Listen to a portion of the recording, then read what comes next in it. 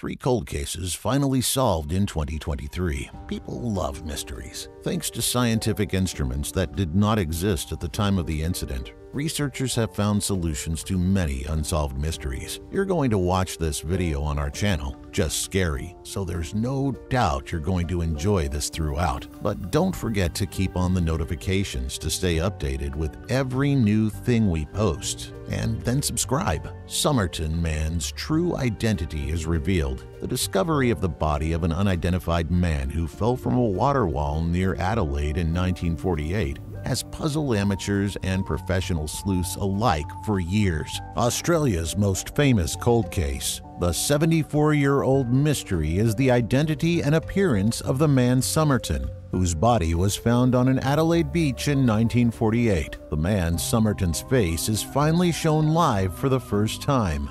In an Australian cold case that has baffled detectives for 73 years and sparked ideas about espionage, smuggling, ballet, and teeth, 2 researchers using forensic genealogy have finally named the so-called Somerton Man. But sadly, the authorities had only vague leads to guide them after no one has come forward to identify Somerton Man. The man's body was buried by South Australian police last year, but they have not confirmed his identity and said they had no new information to share. A spokesperson said they would issue a statement after receiving the results of the forensic examination. A biomedical engineering professor from Australia who has studied the case for more than a decade, and a genetic genealogist from the United States whose companies work on cold cases around the world. The name they came up with was ruled out. At least one prominent theory linking the man to a woman talking to police in the 1940s, according to BBC. In an interview, Professor Derek Abbott from the University of Adelaide said, quote, "We're just saying that DNA tells us so," unquote. International began solving the mystery in February thanks to recent advances in extracting DNA from rootless hair. In December 1948, the man was found dead against a wall on Somerton Beach near Adelaide, South Australia. He had a jacket tied with a torn tag, a cigarette hanging from his collar, unused train and bus tickets, chewing gum, cigarettes, and a box of matches, 2 combs, and a piece of paper in his pocket. It contained a series of characters reading Tamum Shud, which means covered in Persian. Police found the man's suitcase at a nearby train station. Dr. Abbott investigated the case for years until 2011, claiming police allowed him to remove around 50 hairs from the death mask for analysis. Dr. Abbott and Dr. Fitzpatrick, with the help of California firm Estrella Forensics, finally gathered enough information in February to start a thorough search. They found Somerton Man's distant parental cousin using GED Match, a similar genealogy research service used in the investigation of the Golden State Killer. Then they made a family tree of nearly 4,000 people. The research team found a man named Carl Webb, also known as Charles, in March with no date of death or documents. They started looking for historical documents such as voter lists and tried to verify some of the information contained in them. They found Mr. Webb was born in 1905 in Victoria. State authorities said the Somerton Man was from the 1940s and worked as an electrical engineer and toolmaker. Charles Webb was found to be Somerton Man through DNA and genealogy testing. However, the Webb family is unaware of their connection to the long-standing mystery. Weird, wasn't it? Well, before we move to the second one, tell us in the comments section if you've ever mistaken a person for a serial killer. So let's move on to the next and see a spine-chilling story. But first, subscribe to our channel, Just Scary, and enjoy. The alleged killer behind the Lockerbie bombing in the U.S. Another mystery is the Pan Am Flight 103 bombing over Lockerbie in 1988. 2 years ago, U.S. authorities charged suspect Abu Aguila Massoud. He is accused of playing a key role in the explosion that killed 270 people. All 259 people on board the Boeing 747 jumbo jet flying from London to New York were killed in the explosion, along with 11 civilians in Lockerbie who died when debris damaged their homes. The suspect was reportedly kidnapped by militia in Libya last month in anticipation of being handed over to U.S. officials. After a specially convened trial before a Scottish court in the Netherlands, Abdul Basit al-Megrahi was found guilty of the 2001 Pan Am 103 bombing.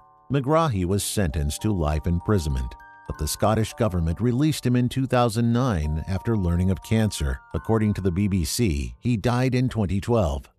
In the 34 years since Pan Am 103 was shot down, the Lockerbie bombings have occurred one after another.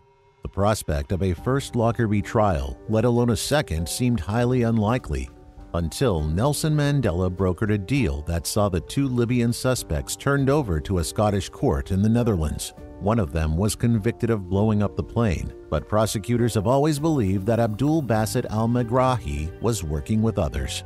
The fall of Colonel Gaddafi's regime in 2011 raised hopes that more suspects could be tried as the country plunged into political instability again.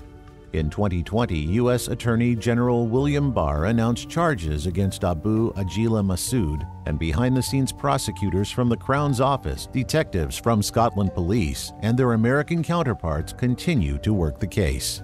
The announcement that Massoud is now in U.S. custody means a second trial for the largest mass murder in British legal history can now take place under American law rather than Scottish law. However, there are many challenges ahead, including the legal status of the suspect's alleged confession while being detained in a Libyan prison. Its contents also seem to weaken and strengthen the charges against Megrahi. A spokesperson for the Crown Prosecution Service and Fiscal Service, or COPFS, said, quote, "The families of those killed in the Lockerbie bombing have been informed that the suspect, Abu Agila Mohammed Massoud Khair al-Marimi, is in prison in America." Scotland Police say they have remained deeply committed to the investigation and support the families and communities who have suffered an enormous loss. Finally solved: the mystery of the boy in the box case. Philadelphia police have been baffled by the boy in the box case since it was investigated in 1957. However, genetic testing identified the 4-year-old victim as Joseph Augustus Zarelli. A gravestone at Ivy Hill Cemetery in Cedar Brook, Philadelphia, bears the message, "Unknown American Child." It's a constant reminder of the boy who was found beaten to death in a box and buried underneath some 65 years ago. The identity of the boy in the box, who was one of Philadelphia's most notorious unsolved murders, has puzzled detectives for years. Detectives all over town have followed thousands of leads, some better than others, since its discovery in 1957, to no avail.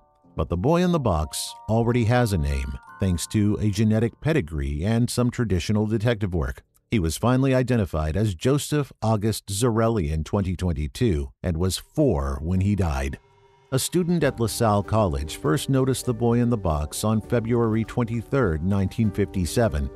The student was in the area to check on the girls living at the Sisters of the Good Shepherd, a home for children in need. But instead, he found a box hidden in the forest. The student noticed the boy's head but decided it was a doll and continued. On February 25th, he returned to the area after learning that a young New Jersey woman was missing, found her body, and called 911. 4 distinct bruises and signs of a brain hemorrhage are said to have been found on the child's forehead. Law enforcement later suspected the cause of death might have been an accident. Anyone who cuts their hair with scissors may accidentally apply too much pressure holding a child's head. A Philadelphia barber contacted police shortly thereafter, saying he believed he cut the boy's hair about a week before police found the boy. The barber claims the boy walked into his shop with his older brother and left unharmed. The barber then directed authorities to the Strawberry Mansion area near Fairmount Park, where he claimed the boy lived. Investigators followed leads but made no further discoveries. According to the Associated Press, when police arrived at the scene, they found the boy's body in a J.C. Penney box that used to be a cot. The boy is said to be between 4 and 6 years old. Investigators found him starved and beaten to death. He was naked and found in a checkered blanket. Terrifying enough. So that was all in this video. We hope you found it intriguing. We'll meet in the next video for more fearful cases that will make your jaw drop. Make sure to subscribe to Just Scary because our channel is the top channel for such crazy things.